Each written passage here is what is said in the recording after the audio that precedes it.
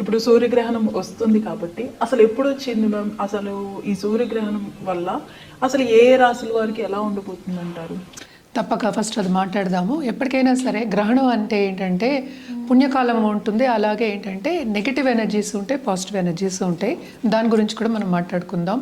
ఇప్పుడు మనకు వచ్చేది ఏంటంటే సూర్యగ్రహణం వస్తుంది. ఎప్పుడంటే February 17, అది మంగళవారం, వచ్చే మంగళవారం. మళ్ళీ మనకి మంగళవారం అయింది. సో ఈ నెల వస్తుంది.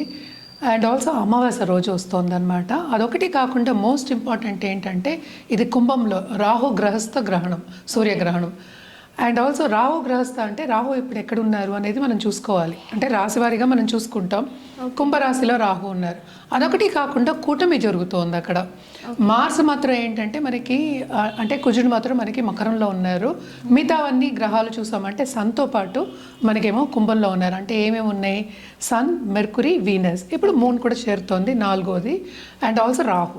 సో 5 గ్రహ కూటమి జరగబోతోంది. ఎప్పుడు? February 17. మనకి తెలిసిన ఒక విషయం ఏంటంటే చంద్రుడు 2.5 అంటే 2.5 అనద్దు, 2.25 డేస్ మనకి ఒక రాశిలో ఉంటారు. సో తిరుగుతూ ఉంటారు, మనకి తెలుసు.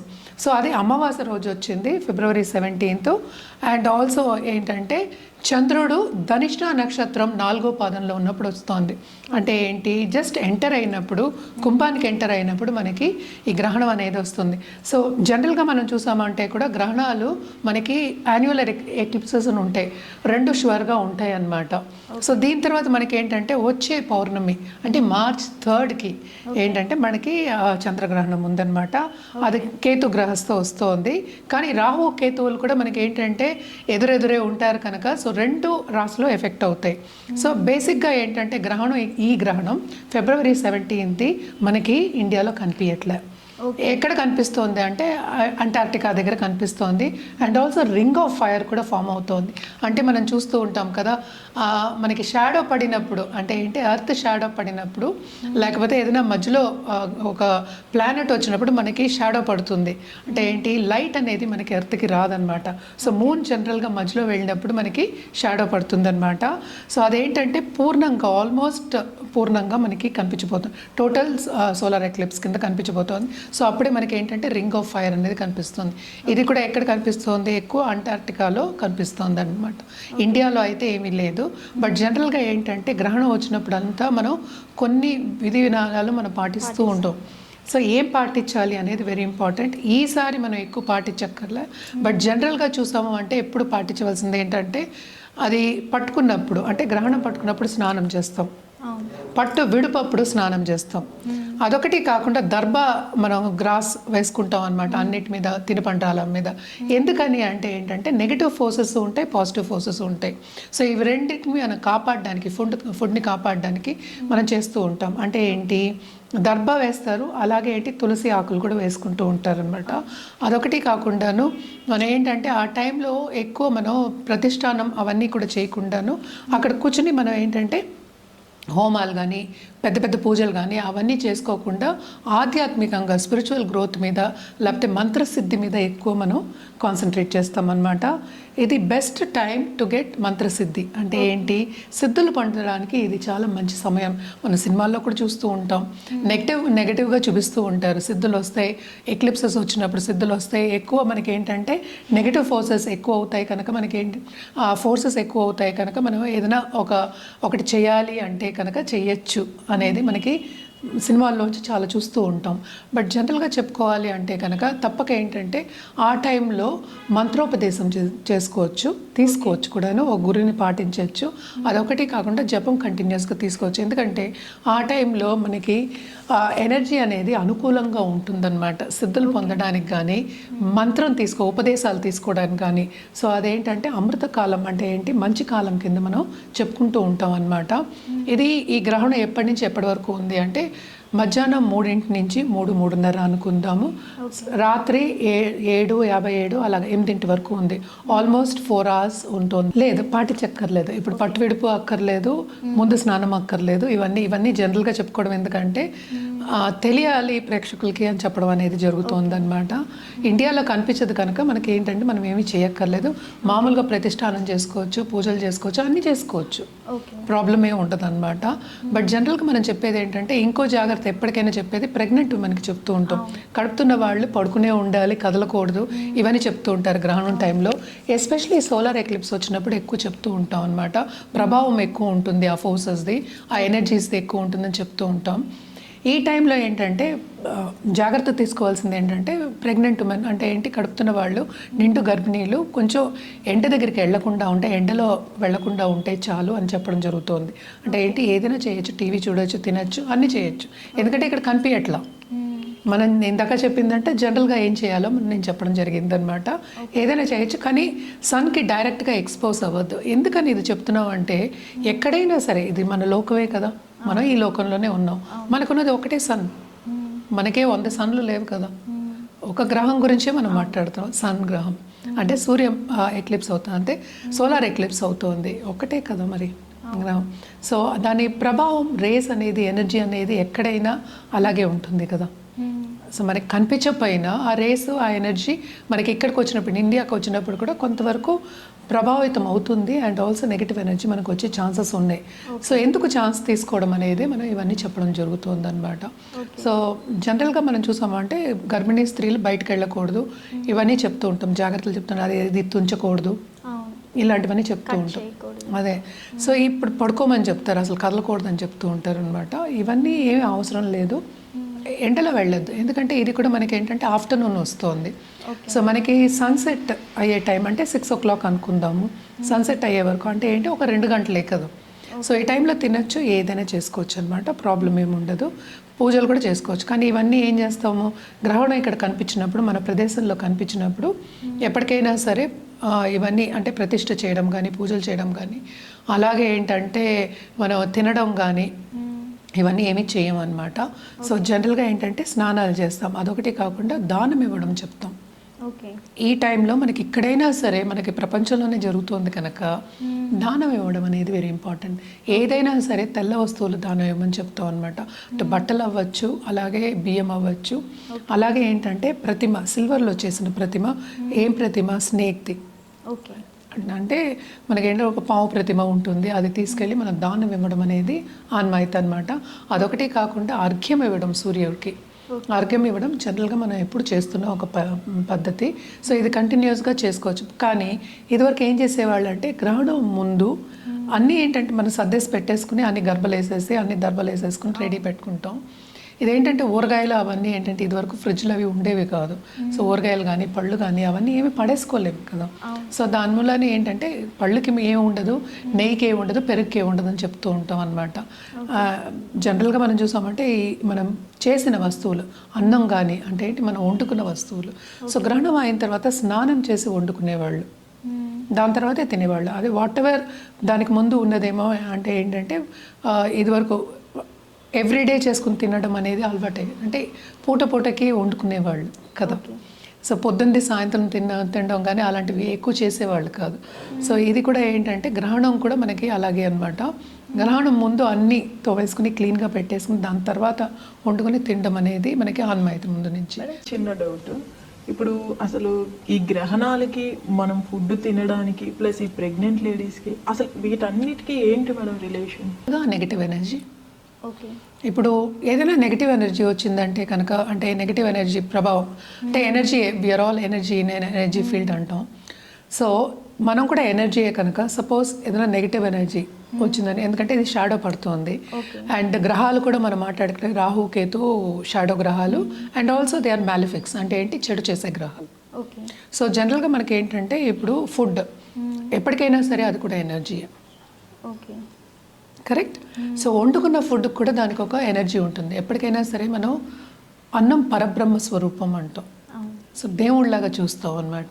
సో మనం ఏదైనా సరే ప్రతిష్ఠ చేయొద్దు, పూజా గది కూడా మనం క్లీన్ చేసుకుంటాం అంటే గ్రహణం అయిన తర్వాత. సో అన్నీ కడుక్కుంటారు, అంటే విగ్రహాలు కడుక్కుంటారు, అన్నిటికీ మళ్ళీ ఏంటంటే బొట్లు పెట్టుకుంటారు తుడుచుకుని, ఇవన్నీ చేసేవాళ్ళు అనమాట. సో పాజిటివ్గా మనం చూసేది ఫుడ్ కూడా. ఇప్పుడు ప్రెగ్నెంట్ ఉమెన్ అంటే కనుక ఏంటంటే వాళ్ళకి పుట్టబోయే బిడ్డ అంటే అది ఆ మొగాళ్ళు అవ్వచ్చు, ఆడవాళ్ళు అవ్వచ్చు, ఎవరైనా సరే, బాయ్ ఆర్ గర్ల్ అవ్వచ్చు, వాళ్ళకు కూడా పాజిటివ్ ఎనర్జీ వెళ్ళాలి, డిఫార్మిటీస్ ఏమీ ఉండకూడదు. ఓకే. కరెక్ట్. సో ఎప్పటికైనా సరే బాగుండాలి అని మనం సనాతన ధర్మంలో ఎప్పుడైనా చెప్తూ ఉంటాం. అంటే మళ్ళీ ముందుకెళ్ళి ఏంటంటే పంట పండించాలి అంటే ఏంటి, ఈ పిల్లలు కూడా ముందుకెళ్ళి మంచి గృహస్థులు అయ్యి అండ్ ఆల్సో ఈ ప్రపంచానికి మంచి చేసేవాళ్ళు అవ్వాలి, అటు మెంటల్గా అండ్ ఫిజికల్గా బాగుండాలి అని చెప్పడానికి మనం ఈ టైంలో ఇవన్నీ చెప్తూ ఉంటాం అనమాట. అంటే ఏంటి, బాగుండాలి, వాళ్ళకి ఏం కావాలి, ఎప్పుడైనా బ్లెస్సింగ్స్ కావాలి. కరెక్ట్.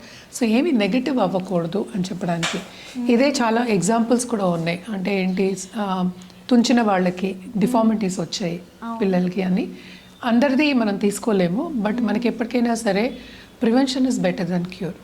సో ఇవన్నీ ప్రివెంట్ చేయడానికి మనం చెప్తూ ఉంటాం.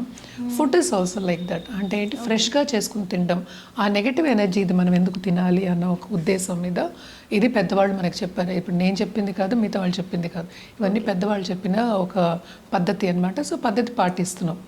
సో జనరల్గా ఇది అయిపోయిన తర్వాత కూడా మనం ఏంటంటే మనం దానం ఇవ్వడం అనేది మనం చేస్తుంటాం. ఇందాక నేను చెప్పినట్టు ఒక ప్రతిమ బియ్యం 1.1 kgs బియ్యం ఇస్తారనమాట. సో నెక్స్ట్ మనం మాట్లాడుకోవాల్సింది ఏ రాశి వాళ్ళకి బాగుంది, ఏ రాశి వాళ్ళకి అంత బాగాలేదు అనేది మాట్లాడుకోవాలి. జనరల్గా మనం చూసాము అంటే కనుక ఎప్పటికైనా సరే 3, 6, 11లో ప్లానెట్స్ ఉంటే బాగానే ఉంటుంది. అంటే రాశి వారీగా మనం చెప్పేది దాంట్లో గోచరం అయినప్పుడు బాగుంటుందని చెప్పుకుంటూ ఉంటాం అనమాట. కానీ గ్రహణానికి ఏంటంటే ఇక్కడ కూటమి కూడా అవుతోంది. సో వీటికి మళ్ళీ ఏంటంటే ఓనర్షిప్ చూసుకోవాలి. అంటే ఏ రాశికి ఓనర్, అంటే ఇప్పుడు మార్స్ ఉన్నారు, అంటే కుజుడు ఉన్నారు, కుజుడేమో మనకి మకరంలో ఉన్నారు. దేనికి ఓనర్ ఆయన ఏరీస్ అంటే ఏంటి, మేషానికి, అలాగే మనకి స్కార్పియో వృచ్చికానికి. సో ఆయన కూడా ఎఫెక్ట్ అవుతున్నారు. అలాగే ఏంటంటే శని ఎక్కడున్నారు, మనకి మీనంలో ఉన్నారు. సో ఈ రెండు కూడా కొంతవరకు నెగిటివ్ ప్లానెట్స్, పాపగ్రహాల కింద మనం తీసుకుంటాం ఎక్కువ. అంటే ఏంటి, ఒక్కొక్క జాతకం పట్టే పాపగ్రహాలు అండ్ శుభగ్రహాలు అని తీసుకోవడం. బట్ జనరల్గా మనం చూసామంటే స్వభావాలు అంత మంచివి కాదని చెప్తూ ఉంటాం అనమాట. సో గ్రహ స్వభావాలు. చిన్న డౌట్ మ్యామ్, అంటే ఈ సూర్యగ్రహణం గ్రహణాల ఎఫెక్ట్ కూడా రాసుల మీద కూడా పడే అవకాశం ఉంటుంది అంతే కదా. ఏ రాశి మీద ఇప్పుడు గ్రహణం వస్తుందో దాన్ని బట్టి మనం మాట్లాడుకుంటున్నాం. సో ధనిష్ట 4 అంటే కుంభంలో అవుతుంది, రాహు ఎక్కడుంటే అక్కడ అవుతుంది, కేతు ఎక్కడుంటే అక్కడ అవుతుంది. సో రాశిలోనే ఉంటాయి, అవి ఎక్కడికి వెళ్తాయి. సో ఆ గ్రహాలన్నీ అవి రెండు మంచి గ్రహాలు, పాపగ్రహాలు కనుక. అలాగే ఈ గ్రహణం కూడా వచ్చేది కుంభంలో. సో అటు ఇటు కూడా పాపగ్రహాలు ఉన్నాయి కనుక సో కొంచెం ఎఫెక్ట్ అనేది ఎక్కువ ఉంటుంది అని చెప్పడం జరుగుతుంది అనమాట. ఇవన్నీ ఏంటంటే సూచనలు. దేని మీద ఎక్కువ ఎఫెక్ట్ పడతాయంటే జనరల్గా మనకి ఇప్పుడు వార్ వచ్చే సూచనలు చెప్తూ ఉంటారు. అంటే జన నష్టం అయ్యే సూచనలు మనం చెప్తున్నాం అనమాట. సో ఎక్కడైనా సరే వాల్కనోస్ ఇది అవ్వడం కానీ, ఎర్త్క్వేక్స్ రావడం కానీ, లేకపోతే ఫైట్స్ అవ్వడం కానీ, లేకపోతే జన నష్టం అలాగే ఆస్తి నష్టం కలిగే ఒక సూచన మనం చెప్పడం అనేది జరుగుతుంది జనరల్గా మనం చెప్పాలి అంటే. అలాగే పొలిటికల్గా కూడా కొంతమంది పైకి వచ్చే ఛాన్సెస్ ఉంటాయి, కొంతమంది ఏమో కిందకి పడిపోయే, అసలు కంప్లీట్గా పడిపోయే ఛాన్సెస్ మనం చూస్తున్నాం. అదొకటి కాకుండాను మనకి మెటల్స్ కానీ, లేకపోతే సపోజ్ ఇప్పుడు కమోడిటీస్ ఉన్నాయి, అవన్నీ ఎక్కువ అయ్యే ఛాన్సెస్ మనకి ఎక్కువ కనిపిస్తున్నాయి. అంటే గోల్డ్, సిల్వర్ మనకి తెలుసు ఆల్రెడీ ఎక్కువ అవుతున్నాయి, బాగా ఎక్కువ అవుతున్నాయి. ఈ కూటమి కూడా జరుగుతోంది కనుక అదొక్కటి కాకుండా జూపిటర్ దృష్టి అనేది మనకి కుంభం మీద ఉంది కనుక మనం చూసామంటే అంటే ఎప్పటికైనా సరే రాహు జూపిటర్ కలయిక ఉంటే గోల్డ్ కానీ మెటల్స్ కానీ ఎక్కువ అయ్యే ఛాన్స్, ఇప్పుడు కాపర్ కూడా ఎక్కువ అయ్యే ఛాన్సెస్ మనకి ఎక్కువ కనిపిస్తున్నాయి. సో ఎలా ఎఫెక్ట్ అవుతుంది అది, ఇదేంటంటే హ్యుమానిటీ మీద ఎఫెక్ట్ ఇస్తుంది, హ్యూమన్స్ మీద. అంటే ఏంటి, కొంతమందికి చాలా మటుకు ప్రెషర్ ఉంటుంది, ఫైనాన్షియల్ ప్రెషర్, కొంతమంది పైకి రాలేరు, బిజినెస్ ప్రపోర్షన్స్ తగ్గిపోతాయి. అంటే ఏంటి, స్తంభించిపోయే ఛాన్సెస్ కూడా మనకి ఎక్కువ కనిపిస్తాయి అన్నమాట. ఇది జనరల్ ప్రెడిక్షన్స్. సో ఇందాక నేను చెప్పినట్టు దానం ఇవ్వడం కానీ, ఇలా పూజలు చేసుకోవడం కానీ ఇవన్నీ చేసుకోవచ్చు. సో ఏ రాశి వాళ్ళకి అంత బాగుంటుంది అంటే ఫస్ట్ కుంభం ఎక్కువ ఎఫెక్ట్ అయింది, మీనం బాగా ఎఫెక్ట్ అవుతుంది, అదొకటి కాకుండా సింహం to a certain extent. And also మనం చూసాము అంటే మనకి కర్కాటకం కూడా, ఎందుకంటే జస్ట్ ఎంటర్ అవుతున్నప్పుడే మనకి ఈ రాశికి ఎంటర్ అవుతున్నప్పుడే మనకి గ్రహణం వస్తుంది. సో ఎగ్జాక్ట్ 6th అయినప్పటికీ ఈ రాశి నుంచి 6వ రాశి మనకి కర్కాటకమైన అంటే కుంభం నుంచి అయినప్పటికీ కూడాను కర్కాటక రాశి వాళ్ళకి కూడా చాలా ఎఫెక్ట్ అనేది మనకి కనిపిస్తుంది అనమాట. అదొకటి కాకుండా ఇప్పుడు మనకి 4 రాశులు. సో ఎవరెవరికి చాలా బాగుంటుందని చూద్దాం. అంటే మేషానికి బాగుంటుంది, అలాగే వృషభానికి బాగుంటుంది, కన్యకి బాగుంటుంది, అలాగే మనకి ధనుర్కి బాగుంటుంది అనమాట. సో ఈ 4 రాశుల వాళ్ళకి చాలా బాగుంటుంది. అంటే దేంట్లో బాగుంటుంది, ఫైనాన్షియల్ సిచ్యువేషన్ ఇంప్రూవ్ అయ్యే ఛాన్సెస్ ఉంటాయన్నమాట. మిగతా 4 రాసుల వాళ్ళకి మిశ్రమ ఫలితాలు అనేవి మనం చెప్పుకోవడం జరుగుతుంది. సో ఎప్పటికైనా సరే మనం చెప్పిన అంత బాగుంటుందని చెప్పిన రాసుల వాళ్ళకి తప్పక నేను చెప్పిన పద్ధతి పాటించవచ్చు. ఎందుకంటే నేను ఇందాక చెప్పినట్టు మొత్తం మనకి ఉన్నది ఒక సన్ గాడే. ఎక్కడైనా ఒక గ్రహమే అది. సో సోలార్ అంటే sun king. So basically political దీంట్లో కనెక్షన్లో ఉన్నవాళ్ళు కానీ, లేకపోతే ఎక్కువ మంచి స్థానం అని చెప్దాము, పెద్ద పెద్ద ఇండస్ట్రీస్ నడిపే వాళ్ళు కానీ, వీళ్ళందరికీ కొంతవరకు ఏంటంటే ప్రాబ్లమ్స్ వచ్చే ఛాన్సెస్ ఉన్నాయి. అంటే దేంట్లో వస్తాయి, ఒకటి హెల్త్ రీత్యా, ఇంకోటి ఏంటంటే ఇంటర్పర్సనల్ రిలేషన్షిప్ దెబ్బతినే ఛాన్సెస్ ఎక్కువ కనిపిస్తుంది. మేడం, ఈ సూర్యగ్రహణం వల్ల వృషభ రాశి వారికి ఎలా ఉండబోతుందండి? వృషభ రాశి వాళ్ళకి కూడా చాలా బాగుంటుందని చెప్పాలి. అంటే ఏంటి, వాళ్ళకి తప్పక ఏంటంటే వాళ్ళు చేసే పనులు టెన్షన్స్ అనేవి ఉంటాయి, కానీ టైంకి వాళ్ళు పూర్తి చేసే ఛాన్సెస్, అలాగే పైకి వెళ్ళే ఛాన్సెస్, అంటే ప్రమోషన్ వచ్చే ఛాన్సెస్, పని మీద ట్రావెల్ చేసే ఛాన్సెస్ కూడా మనకి ఎక్కువ కనిపిస్తున్నాయి. మనం చూసామంటే కూటమి ప్లస్ మనకి ఈ ఎక్లిప్స్ కూడా మనకి ఏంటంటే 10వ ఇంట్లో జరుగుతోంది. సో 10th హౌస్ కుంభంలో జరుగుతోంది అనమాట. అలాగే మనం చూసామంటే 2వ ఇంట్లో మనకి జూపిటర్ ఉన్నారు. సో తప్పక ఏంటంటే కొంతవరకు వీళ్ళకి శుభ సూచనలు కనిపిస్తున్నాయి. అండ్ ఆల్సో ఏంటంటే తప్పక వీళ్ళకి ప్రెషర్ అనేది ఎక్కువ ఉంటుంది. వీళ్ళు జాగ్రత్త పడవలసిన సూచన ఏంటంటే వాళ్ళకి హెల్త్ కొంతవరకు ప్రాబ్లమ్స్ ఇస్తాయి. ఎందుకంటే స్టమక్ సెన్సిటివ్ అవుతుంది, అదొకటి కాకుండాను బయట ఎక్కువ తినకుండా, అంటే ఏంటంటే లిమిట్గా తినడం అనేది వీళ్ళకి వెరీ వెరీ ఇంపార్టెంట్ అనమాట. అంటే ఏంటి, ఒక డయట్ ఫాలో అవ్వడం అనేది వెరీ ఇంపార్టెంట్ అని చెప్పడం జరుగుతుంది. అండ్ ఆల్సో మనం చూసామంటే దాంపత్య జీవితంలో కూడా కొంతవరకు అనుకూల పరిస్థితి వీళ్ళకి నెలకొంటుంది. తప్పక వీళ్ళకి ఏంటంటే చేసే పనిలో సంతోషం అనేది ఉంటుంది. మనం చెప్పేది ఏంటంటే మనకి 2 monthsకి మనం చెప్తున్నాం, గ్రహణం అయిపోయిన తర్వాత ఇంకా నెక్స్ట్ మంత్ కూడా వీళ్ళకి చాలా బాగుంటుందని చెప్పాలి. అదొకటే కాకుండాను ఈ రాశికి అధిపతి మనం చూసాము అంటే 10th హౌస్లో ఉన్నారు. గ్రహణం కూడా ఏంటంటే చంద్రుడు కూడా మనకి చూసాము అంటే 2-2.5 రోజుల్లో వెళ్ళిపోతారు. సో 4 గ్రహ కూటమి కూడా జరుగుతోంది కనుక మనం మాట్లాడుకునేది గ్రహ కూటమి ప్లస్ ఎక్లిప్స్. సో ఎక్లిప్స్ కూడా వీళ్ళకి ఏంటంటే పాజిటివ్ రిజల్ట్స్ అనేది ఇస్తుంది. తప్పక మనం చెప్పినట్టు పరిహారాలు పాటించాలి. అలాగే ఏంటంటే వాళ్ళు దానాలు ఇవ్వడం కూడా వెరీ వెరీ ఇంపార్టెంట్ అనమాట. కూడా తప్పక ఏంటంటే లక్ష్మీదేవికి పూజించడం మంచిది, అలాగే విష్ణుమూర్తికి పూజించడం మంచిది అనమాట. అండ్ ఆల్సో మనం చూసాము అంటే జపం చేసుకోవడం ఆ టైంలో, అంటే గ్రహణం టైంలో జపం చేసుకోవడం, అండ్ ఆల్సో ఆధ్యాత్మికంగా మనకి ముందుకెళ్ళడం అనేది వెరీ వెరీ ఇంపార్టెంట్. అదొకటి కాకుండాను ఎవరైనా ఇప్పుడు మంత్రోపదేశం తీసుకోవాలి అంటే కనుక తప్పక గ్రహణం టైం, ఎప్పటికైనా సరే గ్రహణం టైం చాలా మంచి టైము. అంటే అంటే మంచి సూచనలు ఉంటాయన్నమాట. ఈజీగా మనకి బ్రెయిన్కి వెళ్తుంది, అంటే ఏంటి ఈజీగా అప్పుతుంది మనకి అని చెప్తూ ఉంటారు. సో తప్పక గురువు దగ్గర దీక్ష తీసుకోవడం అనేది మంచిది, ఆ దీక్షని కంటిన్యూ చేయడం అనేది మంచిదన్నమాట. తప్పక ఏంటంటే సూర్యుడికి అర్ఘ్యం ఇవ్వండి, ఇంకా బాగుంటుంది మీకు. విషయానికి వస్తే కనుక తప్పక వీళ్ళు కూడా పంచముఖి రుద్రాక్షతోటి జపం చేయడం అనేది వెరీ ఇంపార్టెంట్. లక్ష్మీ కటాక్షం ఇంకా కావాలి అనుకున్నప్పుడు తప్పక ఏంటంటే షణ్ముఖితోటి చేయడం అనేది చాలా చాలా మంచిదన్నమాట. అదొకటి కాకుండా మనం చూసాము అంటే 12th and 7th లార్డ్ కూడా మనకి ఆయన ఏంటంటే మనకి మకరంలో ఉన్నారు, ఎగ్జాల్టేషన్ పొజిషన్లో ఉన్నారు. సో తప్పక ఏంటంటే వీళ్ళకి బిజినెస్ పార్ట్నర్ కానీ లైఫ్ పార్ట్నర్ కానీ మంచి పొజిషన్కి వచ్చే ఛాన్సెస్, అంటే వాళ్ళకి కూడా ఈ ఎక్లిప్స్ మూలాన్ని మంచి సూచనలు అనేవి మనకి కనిపిస్తున్నాయి అన్నమాట. తప్పక బాగుంటుందనే చెప్పాలన్నమాట. 10thలో మనకి గ్రహణం అవుతుంది. సో తప్పక చాలా బాగుంటుంది, ఎస్పెషల్లీ కెరియర్ పాత్ చాలా బాగుంటుంది అన్నమాట.